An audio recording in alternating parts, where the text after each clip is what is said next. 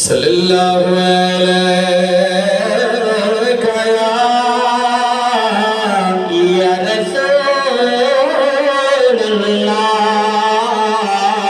व सल्लम अलैका या हबीबल्लाह। नबी सच्चा सल्लल्लाहु अलैका या रसूलल्लाह व सल्लम अलैका या हबीबल्लाह।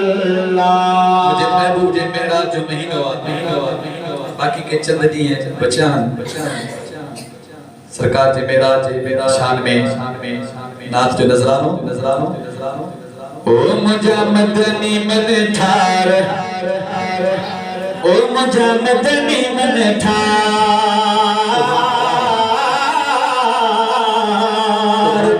मुझा मदनी मन ठार मुझा मदनी मन ठार मुझा मदनी मन ठार मुझा मदनी मन ठार ओ साई सरदार थी सबरी सही प्यार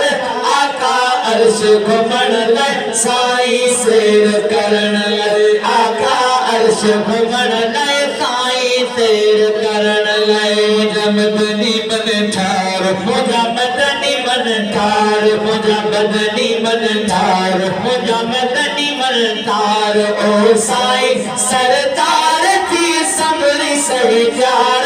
आका अर्श घुमण लाइ साई सेर करण लाइ आका अर्श घुमण लाइ साई सेर करण लाइ महबूब अज खूब ओ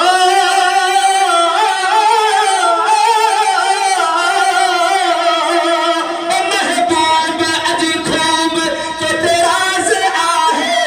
तुझा शेर चुमी तेर के इलाज आहे उम्मीद की ईद तक नाज आहे महबूब अज खूब बदनात आहे तुझा शेर चुमी पेर के इलाज आहे उम्मीद की ईद तक नाज आहे पुनल बेड़ा पार कर पुनल बेड़ा पार कर पुनल बेड़ा पार कर पुनल बेड़ा पार ओ साई सरदार थी समरी सही प्यार आका अर्श घुमण लाइ साई सेर करण लाइ आका अर्श घुमण लाइ साई सेर करण लाइ ओ मुझे मौला मौला मौला ओ मुझे सोना ओ मुझे मौला खास तोला अर्श सिंगारो ओ दिलदार हिक बार मथे ते हारो छो जो हर हूर बिछी घूर जिया आजियारो मुझे मौला खास तोला अर्श सिंगारो दिलदार हिक बार मथे ते हारो हर हूर बिछी घूर जिया आजियारो दादो आहे इंतजार दादो आहे इंतजार दादो आहे इंतजार दादो आहे इंतजार ओ साई सरदार थी सबरी सही प्यार आका अर्श घुमण लाइ साई सेर करण लाइ आका अर्श घुमण लाइ साई सेर करण लाइ उर्द पाक अफलाकत ऐलान क्यों आ सलवात पढ़ो नात फरमान क्यों आ उठियो शैतान जल पैदा मुजहान क्यों आ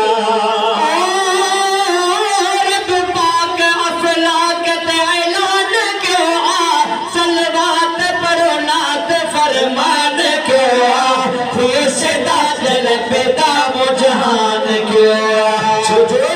जो अचे अखिन जो ठार अजे अखिन जो ठार अजे अखिन जो ठार अजे अखिन जो ठार ओ साई सरदार थी समरी सही प्यार आका अर्श घुमण लाइ साई सेर करण लाइ आका अर्श घुमण लाइ साई सेर करण लाइ ओ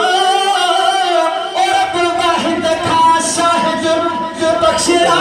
साई अपनी उम्मत सन मोहब्बत रंग लाए साईं मुंहिंजा सरवर वञा बेदर छालाए साईं रब वाहिद का शाहिद बख्शराए साईं अथई उम्मत सन मोहब्बत रंग लाए साईं मुंहिंजा सरवर वञा बेदर छालाए साईं मुंहिंजा सरवर वञा बेदर छालाए साईं आया आका अर्ज़दार आया आका अर्ज़दार आया आका अर्ज़दार आया आका अर्ज़दार ओ साईं सरदार थी सभनी सही प्यार आका अर्श घुमण लाइ